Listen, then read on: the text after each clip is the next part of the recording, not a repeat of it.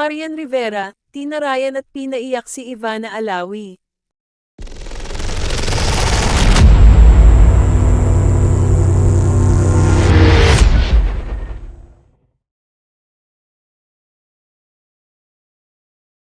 Nagulat si FPJ Batang Quiapo star Ivana Alawi sa biglang pagbabago ng ekspresyon ni Kapuso primetime queen Marian Rivera.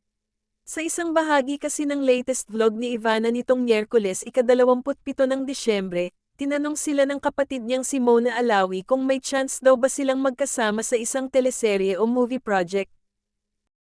Ay, day, baka di ko pa call time nandoon na ako, natatawang sabi ni Ivana.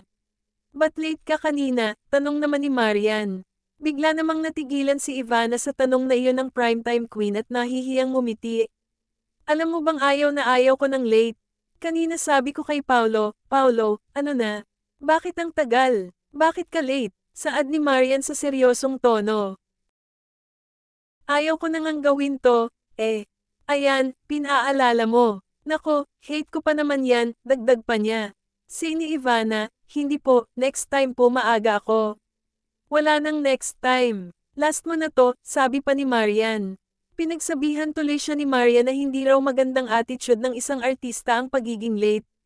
Halos isang araw daw kasing naghintay si Marian sa kanya. Sa inis ni Marian, pati ang pagkaing inihain sa kanya ay napuna niya rin. Tapos ito lang handa mo sa akin? Crab lang, reklamo ng aktres. Pero sa huli ay ni-reveal ni Mona na bahagi lang daw iyon ng kanilang pakulo para i-prank si Ivana. Bago pa kasi mangyari ang nasabing vlog, kinausap na ni Mona through video call si Marian at sinabing sungitan ang kanyang kapatid. Ang alam po ni ate is magmumukbang lang po kayo. Yun po kasi yung usually na ginagawa niya. Pero sungitan mo po sana siya, sabi ni Mona. Anong level yung gusto mo? Tanong ni Marian. Yung level po sana na maiiyak si ate, sagot ni Mona. Nagtagumpay naman ang kanilang plano dahil nagawang paiyakan ni Marian si Ivana dahil sa mga sinabi nito sa aktres.